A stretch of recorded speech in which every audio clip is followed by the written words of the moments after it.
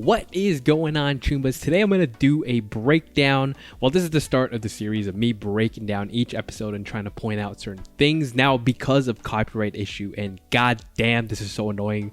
I've tried to upload this video so many different ways, and each way I've done it, I've shown too much footage of the actual anime, so I can't actually post what I finish, and it was just super annoying. So what I'm going to do is I'm going to try and show little bits and pieces of the parts that I'm going to talk about. Then I'm going to kind of just put images of that particular scene, and we'll actually break it down that way. This was a kind of a cool suggestion instead of a reaction, obviously, because I've seen so many episodes and so many I've watched the episodes so many different times to try and see, and pick up on details.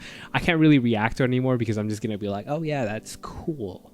But instead of that, what I'm gonna do is kind of break down a scene and talk about particular Easter eggs and certain things that I may have picked up on, and leave it up to you guys in the comment section down below to destroy me because of how I say certain things, and all that fun stuff. Without further ado, let's actually get into this. Okay, so the entire sequence of Lieutenant James Norris going ham in the downtown core of Night City. One of the cooler things that I just thought about was, what if Lieutenant Colonel James Norris was Noosa's first attempt at infiltrating Night City? Now, the reason why I said this is the Phantom Liberty DLC, of course, has to do with Noosa, and it looks like V is pledging allegiance to that country. And guys, if you don't know at this point, Night City is a free state, meaning it doesn't owe its allegiance to anyone. It is an autonomous city. So one of the things I pointed out or thought about was, what if Lieutenant James was supposed to be an operative within Night City? And there are two ways we can go about this. Either he was sent in with the idea that he will become a cyber psycho, or because he became a cyber psycho, the mission kind of went completely sideways. Either case, it's cool, because then does this mean Noosa is sending in agents to slowly infiltrate Night City? Because it just makes sense. If you want to take control of a free state, this is something you want to do. You kind of want to poke and see, where can I go in? Maybe this was their first attempt. I don't know. Let me know what you guys think about that theory in the comment section down below. The other cool thing about this motherfucker is the fact that he has multiple mantis blades. One, of course, in the traditional kind of spot, which is on your arm. He has it, I believe, on his right arm. And then the other one coming out of his right knee. Is this something we can expect in Cyberpunk 2077 Orion, or whatever the name of the sequel will be at that time? Because that in it of itself is a cool idea, to have multiple of the same cyberware in just different locations. Could this be a way for them to then introduce the humanity points? And by the way, guys, humanity is has been included in some mods. So if you're a PC gamer and you want to try or give yourself a handicap in the game, what it does essentially is, the more you use cyberware, the closer you get to some form of cyber psychosis, meaning you have to be smarter with how you use your cyberware instead of just going ham, as we see David does with the Sandevistan in the anime. But those are just some thoughts that came in my mind when I was kind of watching the initial fight scene. Another cool thing to point out is that it looks like MaxTac, when they were trying to slow down our homeboy Cyber Psycho over here, it looks like they use either cyberware malfunction as a way to get him to slow down, or it could be something like Synapse burnout. But I'm leaning towards the cyberware malfunction, because of the fact that after he gets hit with that particular quick hack, James Norris is no longer able to use a Sandevistan to kind of dodge everyone.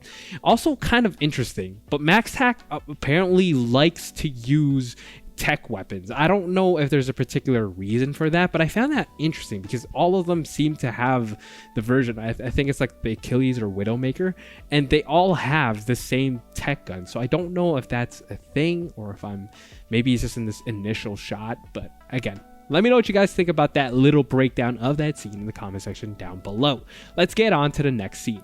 All right, so some fairly obvious points when David is done the initial BD. One, how quickly, I think his name is Kurosaki, gets his hands on that particular, I guess, clip for him to make that BD in the first place. I do believe they talk about that in that episode, but it's just crazy how quickly they were able to get that information or that particular BD in the first place. And another obvious thing to point out is the fact that Gloria looks like she was trying to make money for David via doing something like what the scavs do, which is, take cyberware from dead corpses and sell it off. Kind of shady, but for her boy and for him to succeed, this is the level she's gone to help him get through the Arasaka Academy. Kind of touching, kind of also shady, but it just shows how crazy Night City is and the things you have to do to be quote unquote successful. One of my favorite shots of all time is when David is actually walking from Mega Building 4 to the fast travel point to get into the subway station. I love it because it just shows how dirty Night City is and how everything we think we should be hiding. For example, any sexual thoughts or immoralities, you're instantly getting a ticket. If you do anything close to what you are seeing in every single scene I'm showing right now, this guy's being held hostage for his car. Obviously, these two dudes right here getting literally yanked off by a machine in the middle of the streets, you will instantly get a restraining order and some sort of ticket. I don't know. I don't even know if you can go to jail. I'm pretty sure you can go to jail for the extensiveness and how they're doing it. The other funny scene is when a girl vomits on top of the Insta-food vending machine, and then you see a grandma look up like, hey, I was just about to buy that. The fact that it was a thing that goes in my mind is something like this.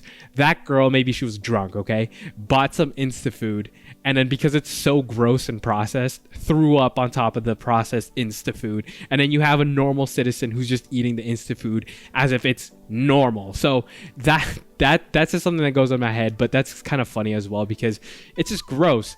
Everything about it is already gross. It might as well be vomit and or garbage, but people are buying it as if it is the normal thing to do in Night City. And just a quick aside here, by the way, guys, there is a trauma-themed comic book series out. There are 4 issues of it. It is pretty good. It gives you a different insight on what, these trauma team officers, are they officers? What these trauma team people go through from a day-to-day. I won't spoil too much of it. It is a great read. Go find it at your Indigo or wherever you buy comic books in your area. But for me here in Canada, it's Indigo.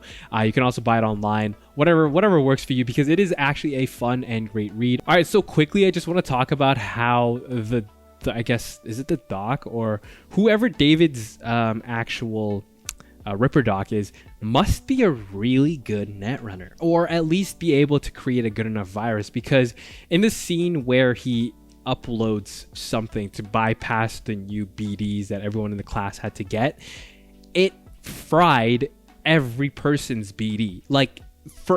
First of all, I know that's a fail on his part, and that's not something David wanted, but the fact that he was able to breach some Arasaka ice to some degree, he's a pretty good Ripper Doc. I mean, he's not supposed to be a netrunner, so to speak, when it comes to his role, but the fact that he was able to do that, he deserves a gold star for that one, is all I'm trying to say. Okay, and of course, the death, well, not the death of, but the accident that led to Gloria's death. This interaction is fun and encouraging for many reasons, because of the fact that they did announce Cyberpunk Orion, so maybe instances like this will be more frequent and can interfere with our day-to-day. That again, I'm shooting for the stars in terms of what they can do, because I don't know, it looks like the Cyberpunk game in general has been revitalized, and the fact that they're making a sequel, why not allow more interactions with the world in such a way where a gang can interfere with just your day-to-day. Let's say you're just making your way to a vendor and you get your car just gets banged or shot at and all that. That would be fun to have as an interaction. Not to say at every street it happens, but maybe in areas like Santo Domingo, because of the fact that well, I mean, police everywhere is not good within Night City, but you're not going to see as much in a downtown core. For example, Max Hack will instantly be there versus this situation. And the fact that Trauma Team comes in and they're like, oh, this person isn't part of the program, just shows how cruel the city really is. And it's kind of depth to it.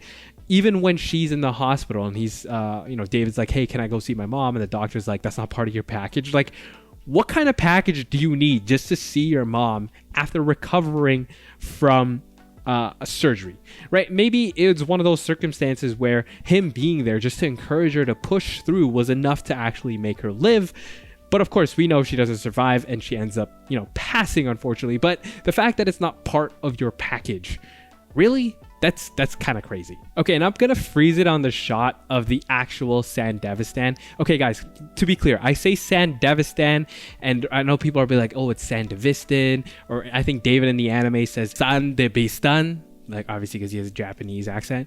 But the creators, and the reason why I say Sandevistan is because if you watch the live stream, one of the creative directors for the show literally says it's Sandevistan with his Polish accent. So I get it.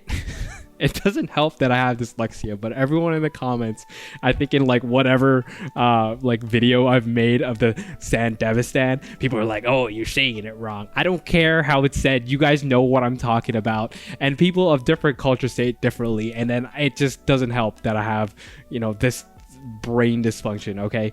But anyways, what I failed to kind of notice, and I don't know why it took me so long to see this, was that the Sandevistan that we see, and it's military grade, right, is that there is an actual piece for your spinal cord. This is not in the game. I don't know why it didn't click to me sooner, but what's in the game is on the top left, that little chip that kind of goes into your head. That's like the OS. This would be like the Chiant Mark IV. See, I said it right this time. But yeah, that would be the one that you actually insert in your OS. And then this part in your neck is actually, or like your spine, is something that you don't get in the game. So this is probably the military grade aspect of it. If it was obvious to you guys in the beginning, it wasn't to me. I'm just pointing it out for those who may have also missed it. Okay, and then I think I'm just going to conclude it at the part where David gets his butt kicked. The fact that this BD seems a little bit more like how, if you guys remember in The Matrix, when Neo is first learning about the Matrix and Morpheus is kicking his ass and then they're downloading like Kung Fu into his head and all that. That's what this scene reminded me of. From my understanding, cyberware does not really operate like that.